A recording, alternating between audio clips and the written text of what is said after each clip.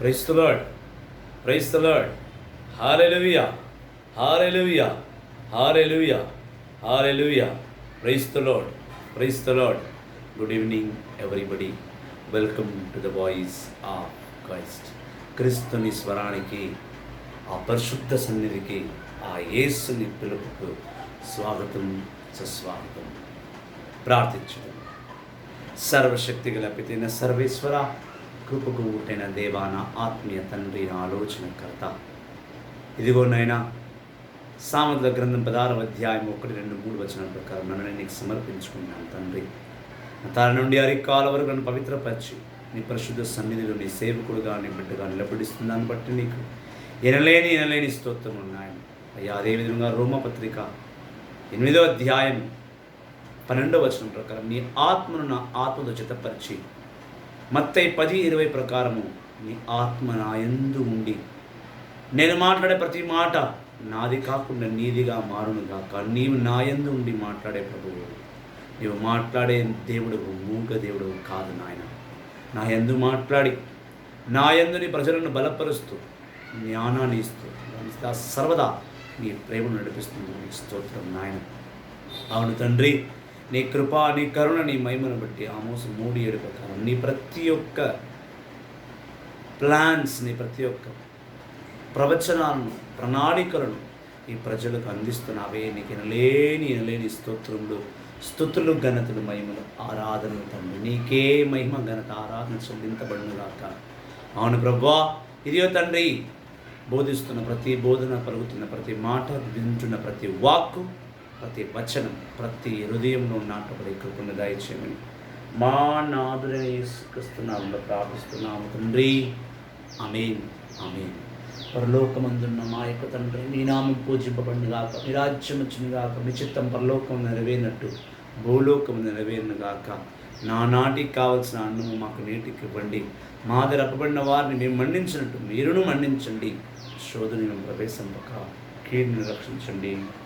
ఆమేన్, ఆమేన్. Praise the Lord, praise the Lord, praise the Lord. హల్లెలూయా, హల్లెలూయా, హల్లెలూయా, హల్లెలూయా. దైవ జనమ, క్రీస్తుని సంగమా, యేసుని అపారమైన బిడ్డలారా, క్రీస్తుని ఎనలేని ప్రేమను, ఆయన కృపను ఎరిగి ఆయన కృపలో జీవిస్తున్న నా ప్రియ సహోదరి, సహోదరులారా, ఈ విపక్తి వేళలో, ఈ ఆందోళన సమయంలో, ఈ లోకంలో వాక్యము ఈ ప్రజలకు ఎంతో అవసరం. చాలా చాలా చాలా అవసరం. ఆ వాక్యాన్ని బోధించుచున్న సేవకులు చాలామంది లాక్డౌన్ అయిపోయారు. లాక్డౌన్ అంటే వాళ్ళు బోధించడం మానేశారు. కానీ కొంతమంది సేవకులు రోమన్ క్యాథలిక్ సంఘాల్లో చూస్తే, నేను brother Raju divine Jesus ministries నుండి, brother Anthony Patrick Elohim healing ministries నుండి, బ్రదర్ సత్యం బైడపల్లి ఖమ్మం నుండి, బ్రదర్ లియో అని చూశాను, సమెంతా రబేకా గారు ఉన్నారు. చాలా తక్కువ మంది సేవకులు, తక్కువ మంది బోధకులు వాక్యాన్ని అందిస్తున్నారు. నిజానికి ఈ విపత్తి వేళ ప్రజలందరూ అక్కడికి ఎక్కడ వెళ్ళకుండా కేవలం ఇంట్లో కూర్చొని ఫోన్స్తో, ఫేస్బుక్తో, సోషల్ మీడియాతో ట్రాన్సాక్షన్ పెట్టుకుంటూ సోషల్ మీడియాలో జీవిస్తున్న ప్రతి ఒక్క సేవకుడికి, ప్రతి ఒక్క క్రైస్తవుడికి ఇదే సరి అయిన సమయము వాక్యమును అందించడం. కొద్దిమంది బోధకులే, దాదాపు మనం నార్మల్ డేస్లో చూస్తే, లాక్డౌన్ కాకముందు చూస్తే, లాక్డౌన్ తర్వాత చూసుకుంటే చాలామంది బోధకులు శని ఆదివారాలు కానీ ప్రతిరోజు లైవ్స్లో వచ్చి వాక్యాలు బోధిస్తూ ఉంటారు. ఇది సరి అయిన సమయం. ప్రతి సంఘం, ప్రతి చర్చ్, ప్రతి మినిస్ట్రీ, ప్రతి చాపెల్, ప్రతి ప్రేయర్ హాల్ వాక్కులు బోధించి తీరాలి ప్రియ సహోదరి, ప్రియ సహోదరు. ఎందుకంటే లోకంలో ఉన్న ఈ భయంకరమైన పరిస్థితుల్లో ప్రజలకు, క్రైస్తవులకు కావాల్సిన స్వచ్ఛమైన వాక్కు, వాళ్ళలో మార్పు, వాళ్ళలో పశ్చాత్తాప హృదయం, వాళ్ళని ప్రభువులకు తీసుకురావడం ఇదేనే సరి అయిన సమయము కదా. పాట్రిక్ గారు దాదాపు మనం చూస్తే 1 మాసం నుండి కంటిన్యూస్గా ఫస్ట్ టైం ఆయనతో పాటు తన టీం మెంబర్స్ని కూడా బోధించడానికి అవకాశం ఇచ్చాడు ఆయన. ఆ టీం మెంబర్స్లో 60 సంవత్సరాల ఒక బ్రదర్ నుండి తీసుకొని 12 సంవత్సరాల అమ్మాయి వరకు కూడా వాక్యాన్ని బోధిస్తున్నారు. సత్యం గారు ఆ పల్లెటూరులో కూర్చొని వాక్యాన్ని బోధిస్తున్నారు. నేను ఇక్కడి నుంచి బోధిస్తున్నాను. సమంత రబేక గారు సిస్టర్ గారు నైట్ కాగానే లైవ్ పెట్టుకుని ఆరాధిస్తున్నారు. దేవుణ్ణి వాక్కును అందిస్తున్నారు. ప్రజల్లో వాక్యంలోకి ప్రార్థనకు నడిపిస్తున్నారు. కేవలం వీలైనా ఇంకెవరు రావాలి కదా, రావాలి, వాక్యాన్ని బోధించాలి. ప్రతి ఒక్క సంఘస్థులు వాక్యంలో బోధించాలి. ప్రతి ఒక్క పాస్టర్, ప్రతి ఒక్క ప్రీస్ట్ ప్రతిరోజు లైవ్ పెట్టాలి. ప్రతిరోజు ఒక మెసేజ్ ఇవ్వాలి. ఎందుకంటే ప్రజలకు వాక్త అవసరం. ఫేస్బుక్ ఓపెన్ చేస్తే కంటిన్యూస్ ప్రీచింగ్సే ఉండాలి. వాళ్ళు వేరే దాని మీద ఫోకస్ చేయకూడదు. వాక్లోనే వినాలి. ప్యాట్రిక్ బ్రదర్ వినకపోయినా, సత్యం వినకపోయినా నాదన వినాలి. నాది వినకపోయినా, సత్యం వినకపోయినా ప్యాట్రిక్ వినాలి. ఎవరో ఒక సేవకుడు వాక్కు వింటుండాలి. సత్యం గారి వాక్యం అన్నా వినాలి. ఎవరో ఒక బోధకుడు వాక్యం అందిస్తుంటే దేవుడు ఒక్కొక్క సేవకులతో ఏమేమి మాట్లాడుతున్నాడో ప్రజలు తెలుసుకొని మారు మనసు పొందుకుంటారు. చాలా తక్కువ మంది దేవుళ్ళ ఆశ కలిగిన వారు, దేవుళ్ళలో లీనమైన వారు ముందొచ్చి వాక్యం బోధిస్తున్నారు. వేరే మంది బోధకులు ఉన్నారు కదా. ఒక పాస్టర్స్ కౌన్సిల్లో దాదాపు 6,000 పైచేయగా పాస్టర్స్ ఉన్నారు తెలంగాణలో. ఎక్కడ 6,000? రోమన్ క్యాథలిక్లో ఎక్కువ మంది ప్రీచర్స్ ఉండకపోవచ్చు, కానీ ఉన్నవారన్నా ముందుకు వచ్చారు కదా. ఇంత బాధాకరం అంటే వాక్కు సరిగ్గా అందట్లేదు. మా టీం మెంబర్స్ నుంచి, డివైన్ గ్రేస్ మినిస్టర్స్ నుంచి 2 సిస్టర్స్ ప్రీచ్ చేస్తున్నారు. నేను కూడా మా బైబిల్ క్లాస్ స్టూడెంట్స్ని వాక్య పరిచయం చేయడానికి వీడియో షూట్ చేయడానికి పెట్టాను. వాళ్ళు వాక్యాలు బోధిస్తున్నారు. ఈ ప్రపంచానికి స్వస్థతని ఇచ్చే వాక్ అవసరం. స్వస్థతని ఇచ్చే వాక్ అవసరం. కీర్తన 119 అధ్యాయం 148 వచనం, రేయం బవలిన వాక్కులో ధ్యానించాలి. కీర్తన 102, ఆయన వాక్కే మనకు ఆహారము, ఆయన వాక్కే మనకు జీవము. కీర్తన 127 అధ్యాయము 4 నుంచి 7 వచనంలో చూసినట్టయితే, ఆయనను స్మరించినప్పుడు, ఆయన వాక్కులో జీవించినప్పుడు, ఆయన వాక్కును గౌరవించినప్పుడే స్వచ్ఛమైన జీవితం, సంపూర్ణమైన జీవితం, స్వస్థత గల జీవితం మనకు లభిస్తుంది. ప్రియ సహోదరి, ప్రియ సహోదరుడా, వాక్యపరిచయం చేయకపోవడం ఏంటి? బయటికి రండి. మీ ఊళ్ళో వైఫై ఉండకపోవచ్చు, నెట్ సరిగ్గా లేకపోవచ్చు, మీ దగ్గర ఫోన్ సరిగ్గా లేకపోవచ్చు, కానీ ఉన్న వాటితో బోధించండి. వాక్యాన్ని ప్రజలకు అందించండి. SMS ద్వారా అందించండి, ఈమెయిల్స్ ద్వారా అందించండి. వాక్కు ప్రజలకు అవసరం. ప్రియ సహోదరి, ప్రియ సహోదరుడా, వాక్కు లేని జీవితం జీవించజాలము. వాక్కు కావాలి. అందుకే మనం చూస్తున్నాం, ఇది ధ్యానించబోతున్నాం. ఎజికెల్ గ్రంథము 2వ అధ్యాయము. When I saw this, I faced downwards on the ground. Ezekiel గ్రంథము 2వ అధ్యాయం 1వ వచనం నుంచి ధ్యానిస్తున్నాం. Saying, mortal man, stand up and I want to talk to you. While the voice was speaking, God's Spirit entered me and raised me to my feet. And I heard the voice continue, mortal man, I am sending you to the people of Israel. They have rebelled and turned against me and are still rebels, just as their ancestors were. They are stubborn and do not respect me. So I am sending you to tell them that what I, the sovereign Lord, I am saying to them, whether those rebels listen to you or not. They only know that a prophet has been among them. But you, mortal man, just not to be afraid of them or of anything they say. They will defeat and despise you. It will be like living among scorpions. Still don't be afraid of those rebels or of anything they say. You will tell them whatever I tell you to say, whether they listen or not. Remember what rebels they are. Mortal man, listen to what I tell you. Don't be rebellious like them. Open your mouth and eat what I am giving to you. I saw a hand stretched out towards me and was holding a scroll. The hand unrolled the scroll and I saw there was written on both sides, cries of grief were written there and wails of groans. God said, mortal man, eat this scroll, then go and speak to the people of Israel. So I opened my mouth and he gave me the scroll to eat. He said, mortal man, eat the scroll that I gave you. Fill your stomach with it. I ate it and tasted as sweet as honey. This is the voice of Christ. దైవ జనమ, దేవాది దేవుడు ఎజికల్ ప్రవక్తతో కలిసి ఇలా అంటున్నాడు, ఓం నరుడా, ఓ మనిషి, లేచి నిలబడు. ఎప్పుడైతే ఈ మాట ప్రభుని స్వరాన్ని విన్నాడో ఎజికల్ ఉన్నవాడు ఆటోమేటిక్గా లేచి నిలబడ్డాడు. దేవుని ఆత్మ అతనిలో ప్రవేశించింది. దేవుని ఆత్మ ఎప్పుడు తనలో ప్రవేశించిందో అప్పుడు తను ఆ మాటలు వినడం మొదలుపెట్టాడు. కంటిన్యూస్గా ప్రభుని మాటను ఖచ్చితంగా వింటున్నాడు. ఆయన అంటున్నాడు, ప్రభు అన్నాడు, ఎజికేల్, ఓ మనిషి, ఈ ఇజ్రాయేలు ప్రజలు నాకు వ్యతిరేకంగా మారిపోయారు, మొండివారుగా మారిపోయారు, నన్ను గౌరవించట్లేదు. నేనెవరో వీళ్ళకి తెలియాలి. వీళ్ళు వ్యతిరేకమైన బిడ్డలుగా జీవిస్తున్నారు. నన్ను గౌరవించకపోగా, నా నిబంధనను పాటించకపోగా, నా సత్యాన్ని తెలుసుకోలేకపోగా నాకు వ్యతిరేకమైన కార్యాలు చేస్తున్నారు. కాబట్టి వీళ్ళ మధ్యలో నిన్ను పంపిస్తున్నాను. లేచి నిలబడు, నా ఆత్మను పొందుకొని వాళ్ళ మధ్యలోకి వెళ్ళు, కానీ భయపడకు. వాడు ముసలుల వలె, క్రాకడైల్స్ లేదా తేలు వలె నిన్ను పట్టి పీకించడానికి చూస్తారు. ఎందుకంటే వాడు మొండిగా మారిపోయారు, నా నిబంధనలు విడిచిపెట్టి జీవిస్తున్నారు. నన్ను గౌరవించాలని బిడ్డలు నన్ను గౌరవిస్తారని నేను అనుకోను. అయినప్పటికీ కూడా నువ్వు వాళ్ళ మధ్యలోకి వెళ్ళి నేనేమి చెప్తున్నానో నువ్వు అది వాళ్ళకి చెప్పు. సేవకులు వాక్యాన్ని ఎందుకు బోధిస్తున్నారు? ఎందుకు ఈ పేరును చెప్పాను వీళ్ళదంటే, వీళ్ళు మాత్రమే ఎందుకు బోధిస్తున్నారు? ఈరోజు వాక్య గురించి దానం కలిగిన వారు, వాక్య పరిచయం చేయాలనుకున్న ప్రతి ఒక్క బిడ్డ ఎందుకు వాక్య పరిచయం చేయట్లేదు? ఎందుకు వాక్యాన్ని మోసుకుని ప్రజల ముందుకు రావట్లేదు? వీళ్ళు మాత్రమేనా? అంటే మేము మాత్రమేనా? నేను చెప్పిన పేర్లు లిస్టులో పేర్లు ఉన్నవారు మాత్రమేనా దేవుని పిలుపునందుకున్నారు? వేరే వారు కాదా? బైబిల్ పట్టుకొని సంఘాల్లో నిలబడి మీరు ఒక వంతు ఇవ్వాలి, దేవుని సంఘాన్ని నడిపించాలని చెప్పుకున్న బోధకులందరూ ఎక్కడ పోయారు?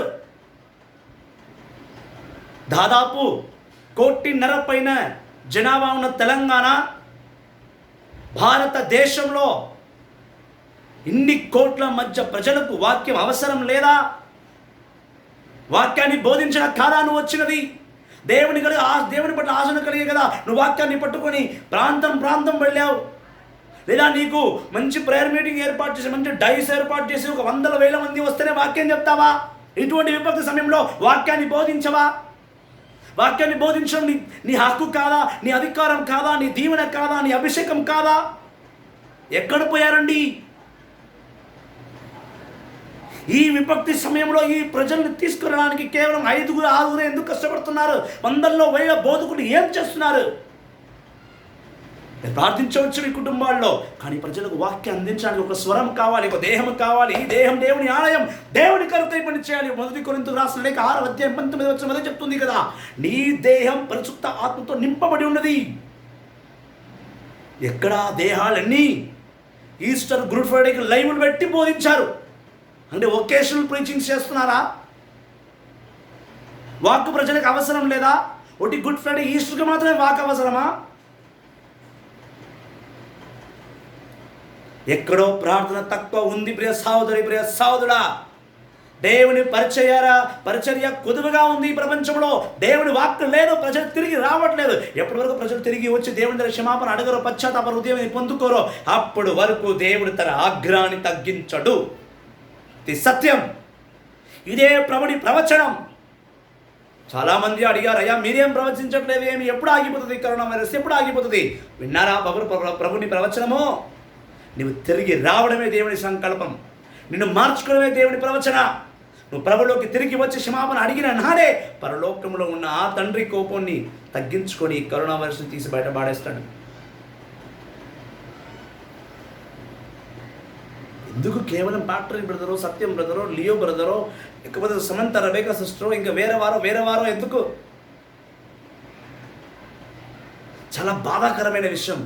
నేను ఫేస్బుక్లో ఒక సిస్టర్ని చూశాను, లైవ్ ఇచ్చారు. ఆవిడ దైవజనులు కదా అని వాక్యం వింటుంటే, ఆయన వాక్కులో మాటలన్న అన్ని మాటల కన్నా ఒక మాట నాకు బాగా వినబడింది. ఏమనగా పదే మీరు ఒక వంతుని ఇవ్వండి, లాక్డౌన్ ఉందని మీరు ఒక వంతును ఆపకండి, మా గూగుల్ పే నెంబర్ తీసుకోండి, మీరు నా బ్యాంక్ అకౌంట్ నెంబర్ తీసుకోండి, ఇందులో మీ కానుకలు వెయ్యండి, అప్పుడే దేవుడు దీవిస్తాడు. కానుక అనేది సంఘం నడిపించుటకు ఇప్పుడు కానుకలు కాదు అవసరం, ఇప్పుడు ప్రభుని ప్రవచనాలు, ప్రభుని వాక్ అవసరం. ప్రియ సహోదరి, ప్రియ సహోదరుడా, అందుకే దేవుడు అంటున్నాడు ఇక్కడ కానుకలు తీసుకుని ఎజికేలుతో చెప్పట్లేదు, నేను ఇస్తున్న వాక్కును భుజించుమని అంటున్నాడు ఆయన. నేను ఇస్తున్న ఈ వాక్కు నువ్వు భుజించు.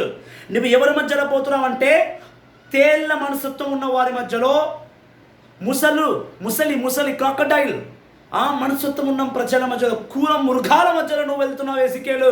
కాబట్టి నువ్వు వాళ్ళ మధ్యలో సంచరించాలంటే, నువ్వు వాళ్ళ మధ్యలో నా వాక్కును బోధించాలంటే నువ్వు ముందు సిద్ధంగా ఉండాలి. నువ్వు సిద్ధంగా ఉండాలి అంటే నా వాక్కును నువ్వు భుజించాలి. అందుకే అంటున్నాడు ఎజికేలు గ్రంథం 2వ అధ్యాయం 5వ వచనం, whether those rebels listen to you or not, they will know that a prophet has been among you.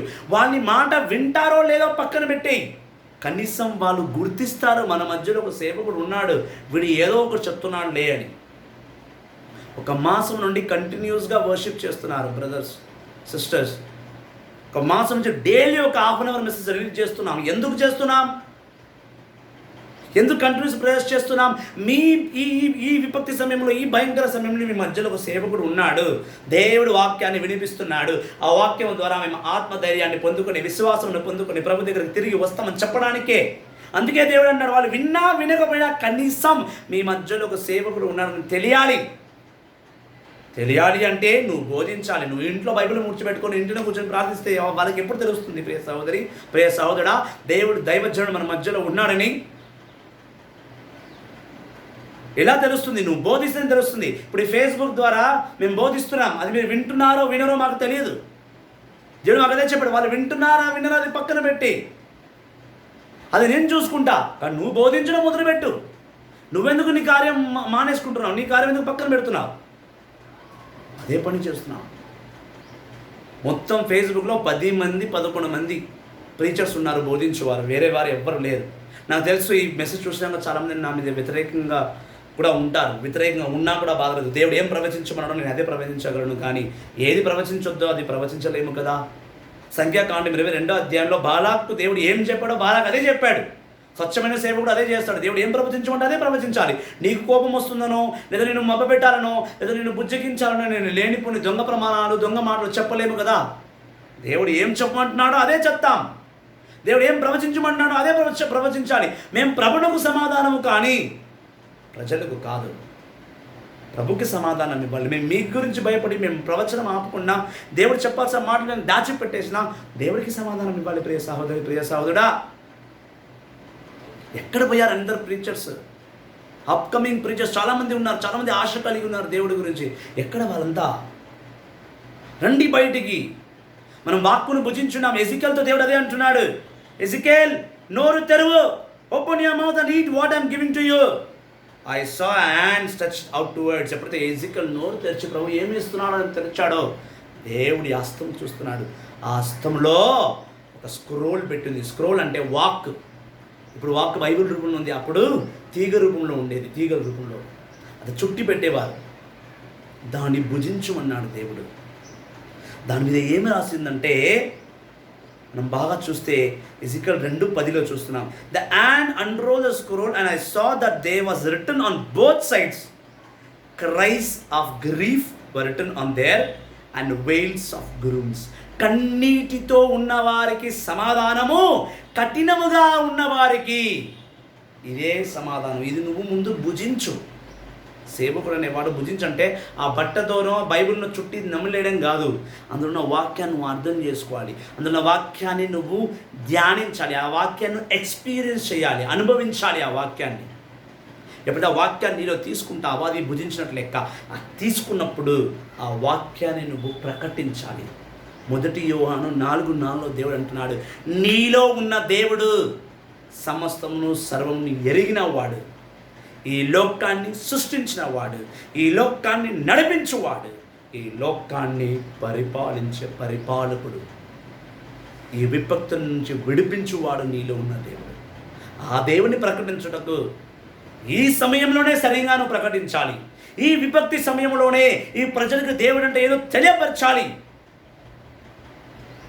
Ezekiel సరే ప్రభువా నువ్వు చెప్పినట్టే నేను చేస్తానని ఆ వాక్కును భుజించాడు. కడుపుండా తినమన్నాడు దేవుడు. ఎజికేల్ 3:3 చూస్తున్నాం. కడుపు నిండా భుజించట ఎజికల్ అంటున్నాడు, తేనె కన్నా మధురంగా ఉందయ్యా నీ వాక్యం. తేనె దేనికి వాడుతున్నారు? తేనె హనీ, పొట్ట తగ్గడానికి, కొవ్వు కరిగించుకోవడానికి, అందంగా కనబడడానికి తేనె అన్నిట్లో పనికి వస్తుంది. నిన్న ఒక సిస్టర్ గారు కట్టిపండు కట్ చేసుకొని అందులో తేనె వేసేసి ఫేస్ ప్యాక్ రెడీ చేసుకున్నాను. అందం కనిపించాలనో లేదా తన మీద స్క్రబ్బర్స్ అన్నీ పోవాలని ఫేస్ ప్యాక్ రెడీ చేసుకుంది. తేనె దేహాన్ని ఎంత అలంకరణగా ఉంచుతుందో, తేనె కన్నా మధురమైన వాక్కు, తేనెకైనా మధురమైన వాక్కు నిన్ను అందంగా జీవితంలో తీర్చిదిద్దుతుంది. ప్రియ సహోదరి, ప్రియ సహోదరుడా, ఎజికల్ తిన్నాడు దేవుని వాక్కు. దేవుడే అంటున్నాడు, నిన్ను ఎక్కడికి పంపిస్తున్నానో, నువ్వు ఎవరి మధ్యలో వెళుతున్నావో తెలుసా? వాళ్ళు విషపూరితమైన జంతువుల కన్నా విషమైన మనుషుల మధ్యలో వెళుతున్నావు. ఎందుకంటే వాళ్ళు నన్నే మర్చిపోయి జీవిస్తున్నారు. వాళ్ళ మధ్యలోకి నిన్ను పంపిస్తున్నాను. కావున వెళ్ళి నా వాక్యాన్ని బోధించు, వాళ్ళకి నేనేంటో చెప్పు. దేవుడు ముందు ఎజికల్ని బలపరిచాడు. ఈరోజు ఈ ప్రజల్ని బలపరచడానికి దేవుడు మనల్ని బలపరుస్తున్నాడు. మనలో ఉన్న దేవుడిని గురించి మనం ప్రకటిస్తే కానీ ఈ అల్ప మానవులకు, అల్ప విశ్వాసులకు దేవుని వద్దకు తిరిగి రావాలనే ఆలోచన కలగదు. ప్రియ సహోదరి, ప్రియ సహోదరుడా, నా ఈ ప్రవచనంలో, నా ఈ ప్రార్థనలో ఆవేశం కన్నా ఆందోళన, భయము, బాధ ఎక్కువగా ఉంది. ఎందుకంటే ఎంతమంది ప్రీచర్స్ ఉన్నారు, బయటికి రావచ్చు కదా, వాక్యాన్ని బోధించాలి కదా. బోధిస్తేనే కదా మనం దేవుని ప్రజలముగా మారుతాం. ఇదే ఎజికల్తో దేవుడు ఎజికల్ గ్రంథం 37వ అధ్యాయంలో ఏం చేస్తున్నాడో చూడండి. Ezekiel chapter 37, I felt the powerful presence of the Lord, and His Spirit took me and set me down in a valley where the ground was covered with bones. He led me all around the valley, and I couldn't see that there were many bones and that they were very dry. He said to me, mortal man, can these bodies come back to life? I replied, sovereign Lord, only you can answer for that. He said, prophesy to these bones. Tell these dry bones to listen to the word of the Lord. Tell them that I, the Lord, I am saying to them, I am going to put breath into you and bring back to you life. I will give you sinews and muscles and cover you with skin. I will put breath into you and bring back to you life. Then you will know that I am the Lord. So I prophesied as I had been told. While I was speaking, I heard a rattling noise, and the bones began to join together. While I watched, the bones were covered with sinews and muscles and then with skin, but there was no breath in the bodies. God said to me, mortal man, prophesy to the wind. Tell the wind that the Lord command it to come from every direction to breathe into these dead bodies and to bring them back to life. So I prophesied as I had been told, breath into the bodies, and they came back to life and stood up. There were enough of them to form an army. God said to me, mortal man, the people of Israel are like these bones. They say that they are dried up without any hope and no future. So prophesy to my people Israel and tell them that I, the Lord, am going to open their graves. I am going to take them out and bring them back to the land of Israel. When I open the graves where my people are buried and bring them out, they will know that I am the Lord. I will put my breath in them, bring back them to life, and let them live in their own land. Then they will know that I am the Lord. I have promised that I will do this, and I will, and the Lord hath spoken. ఏ వాక్కును భుజించాడో దేవుడు, అదే ఎజికల్ గ్రంథం 37 అధ్యాయంలో ఒక valley అనగా ఒక గుహలోకి, ఒక లోతైన గృహలోకి తీసుకువెళ్ళాడు దేవుడు. అక్కడ అన్ని ఎండిపోయిన ఎముకలు పడి ఉన్నాయి. చనిపోయినాక మనం దేహం మొత్తాన్ని చీములు తినేస్తాయి, పురుగులు తినేస్తాయి, ఎముకలు మాత్రం మిగిలిపోతాయి. ఇప్పుడు నీకు సమాధి ఉంది కాబట్టి నీకు సంబంధించిన అన్ని బొక్కలన్నీ ఒక సమాధిలో దొరుకుతాయి. అది వ్యాలీ కదా. డెడ్ బాడీలో పడేసినప్పుడు కాకులు గద్దలు పొడుచుకొని దేహం అంతా తినేసిన తర్వాత బొక్కలు మాత్రమే అక్కడిక్కడ పడి ఉన్నాయి. ఎజికల్ను దేవుడు అక్కడ తీసుకువెళ్ళి, ఎజికల్ నువ్వేం చూస్తున్నావు ఈ గుహలో నువ్వేం చూస్తున్నావు అనగా, ప్రభు ఇక్కడ అన్ని ఎముకలే ఉన్నాయి, అది కూడా ఎండుకుపోయినాయి, ఏం చేయలేము ఇంకా దాన్ని. ప్రభు అన్నాడు, ఈ ఎండిపోయిన ఎముకలకు ప్రవచించు, నీ దేవుడు మాట వినువని నా వాక్యాన్ని వాడికి ప్రవచించు. మళ్ళీ దేవుడు ఎజికల్ని అడుగుతున్నాడు, ఈ ఎముకలన్నికి జీవం వస్తుందా? ఎజికల్ అన్నాడు, నాకేం తెలుసు ప్రభువా, నీకే తెలియాలి, ఈ ఎండిపోయిన ఎముకలకు జీవం వస్తుందా లేదా, నాకైతే తెలియదు. ఈరోజు 206 ఎముకలతో అనగా బొక్కలతో దాదాపు కొన్ని కిలోగ్రామ్స్, కొన్ని కిలోల మాంసముతో 6 బాటిళ్ళ రక్తం, 6 లీటర్ల రక్తముతో, 30 గ్రాముల బుర్రతో, గుప్పెడు గుండెతో, 5 ఇంచుల కడుపుతో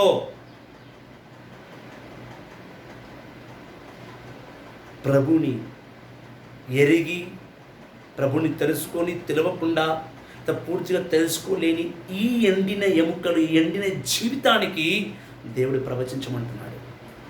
ఆ ప్రవచించాల్సింది ఎవరు? సేవకులు. ఆ సేవకులు ఎక్కడ పోయారు అంటే ఎజికల్ అందరూ ఏడిపోయారు, మోషేలు ఏడిపోయారు, జకరియాలు, యెషయాలు, మేము ప్రాఫిట్స్ అని చెప్పుకున్న అందరూ ఎక్కడ పోయారు? ఈ ఎండిపోయిన జీవితాలకి దేవుడి వాక్కు కావాలి. ప్రభు అంటున్నాడు, ఈ ఇశ్రాయేలు జనం ఎండుకుపోయింది, ఈ ఎండిపోయిన ఎముకలకు ప్రవచించు. ఎజికల్ కన్నా మనం చాలా అదృష్టవంతులు. మనకు ఎండిపోయిన ఎముకలకు వెళ్ళి, సమాధికి వెళ్ళి సమాధుల దగ్గర కూర్చొని వాక్యాన్ని పరిచయం చేయమని చెప్పట్లేదు దేవుడు. జీవం కలిగిన వారు దేవుని మర్చిపోయిన వారికి ప్రవచించమన్నారు. అలా ప్రవచించడానికి మన సేవకులందరూ ఎక్కడ పోయారు? రండి, బయటికి రండి. ఈ లోకానికి వాక్ అవసరం, ఈ లోకానికి ప్రార్థన అవసరం.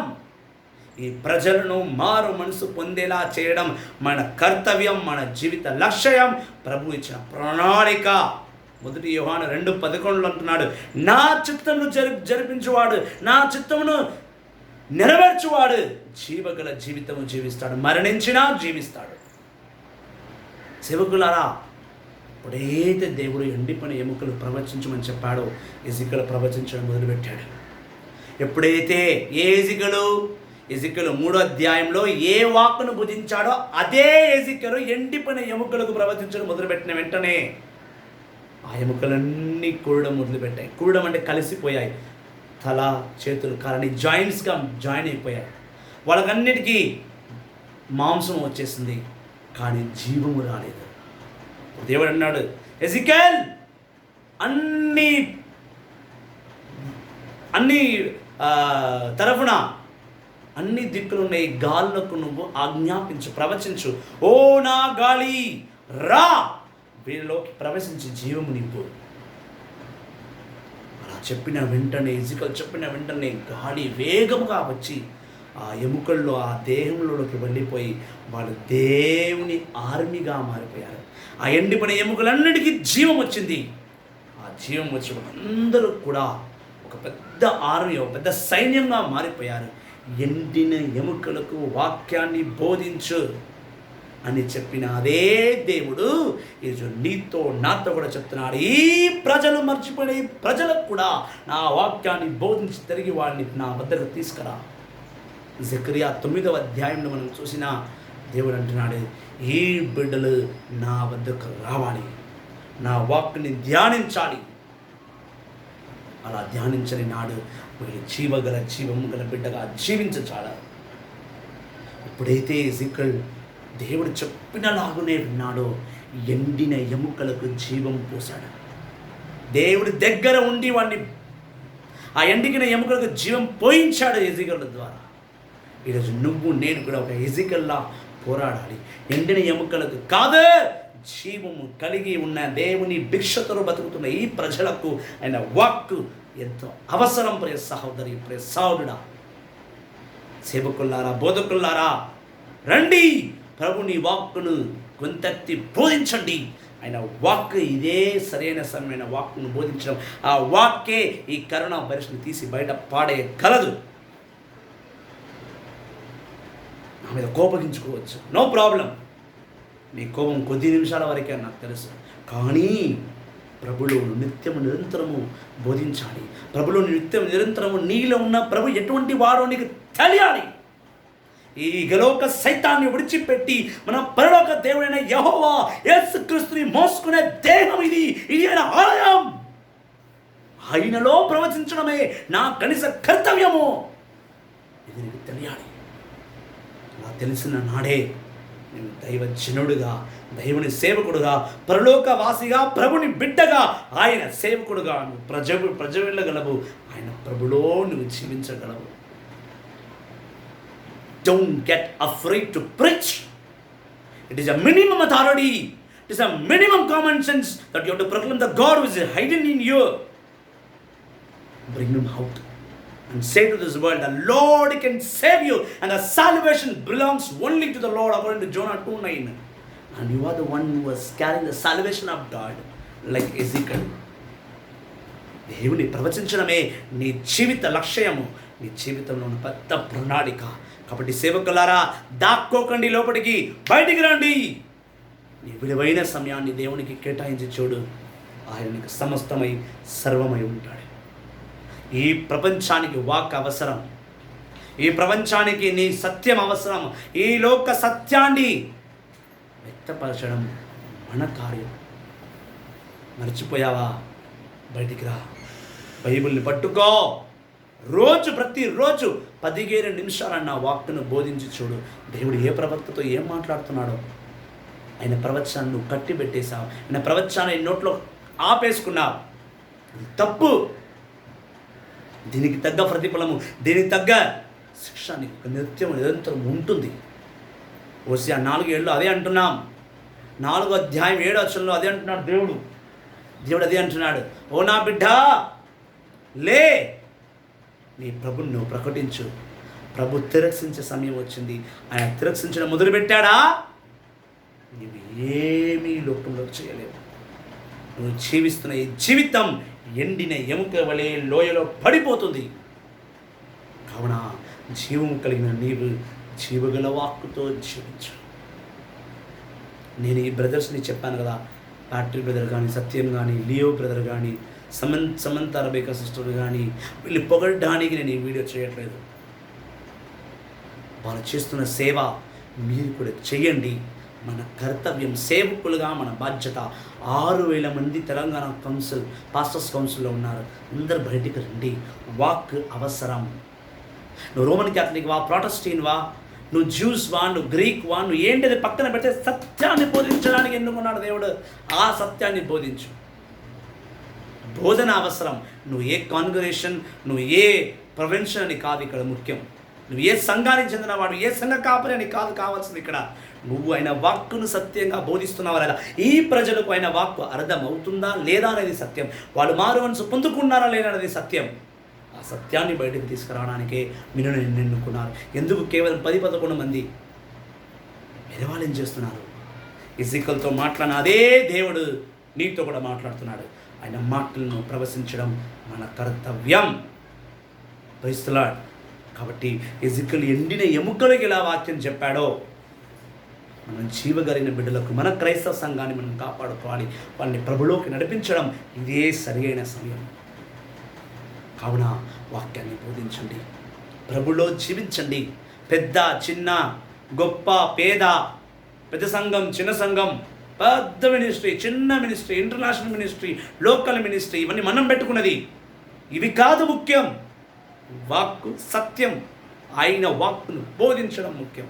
నువ్వు 10,000 మందికి బోధించిన ఆయన వాక్కే, 10 మందికి బోధించిన ఆయన వాక్కే, ఒక్కరికి బోధించిన వాక్కే. ప్రభు 10,000 మంది చూడడు, 10 మందిని చూడు, ఒక్కరిని చూడు. వాడు మారు మనసు పొందాడా లేదా, నీ అకౌంట్ నుంచి నువ్వు ఒక ఆత్మను తెచ్చుకున్నావా లేదా అనేదే ప్రభు మాత్రం చూస్తాడు. ప్రియ సహోదరి, ప్రియ సహోదరుడా. కావున వాక్కును బోధించు. ప్రభునికి నీవు అర్పణగా ఉండు. ఆయన ఇచ్చిన అభిషేకమును దీవెనను విడిచిపెట్టకుండా ఆయనలో నిత్యము నిరంతరము జీవించు. వాక్యాన్ని పంచండి. ఈ విపత్తి సమయంలో ప్రభువులకు ప్రజలను నడిపించండి. Praise the Lord. Hallelujah. Thank you very much. God bless you all. Praise the Lord. Praise the lord.